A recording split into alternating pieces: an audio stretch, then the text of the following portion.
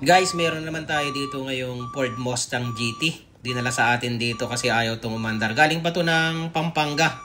Bali ang history nito, nagpalit na daw sila ng bagong fuel pump. Ganun pa rin, ayaw pa rin umandar.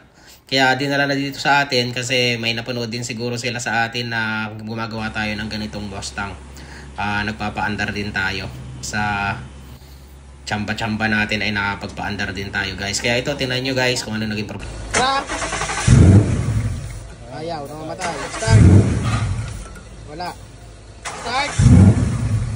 Wala. Okay, scan. Bali, nakakuha tayong trouble code.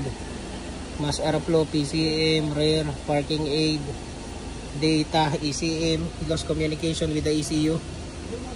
Bali, ayaw itong umandar. Okay. Si Bimbo na naman, pag Mustang. Ito naman. Isa-isahin mo na lahat.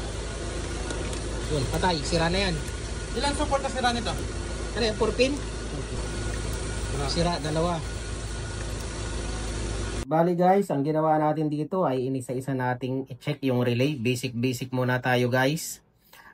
Inisa-isa nating i-check yan kasi kalimitan ng ganyan Mustang Explorer ay kalimitan ay mabilis masira yung mga relay.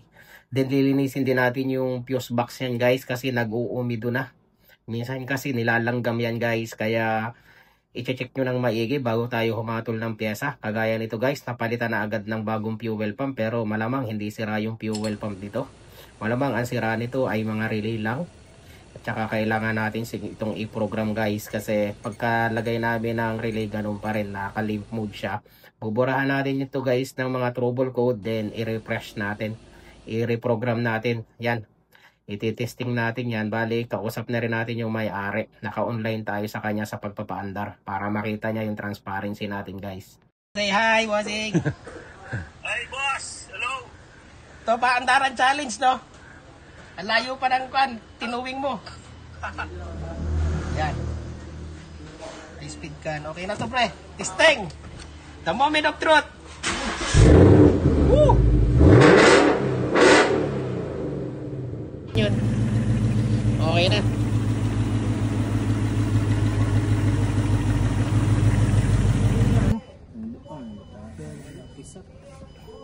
Start.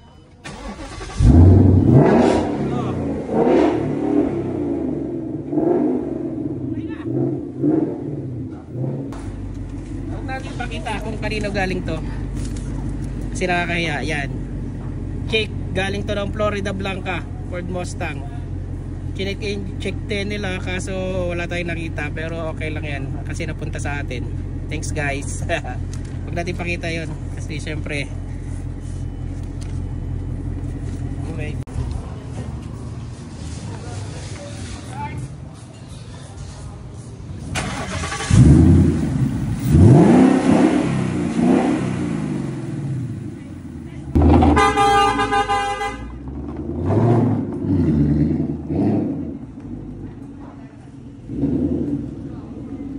Okay na guys.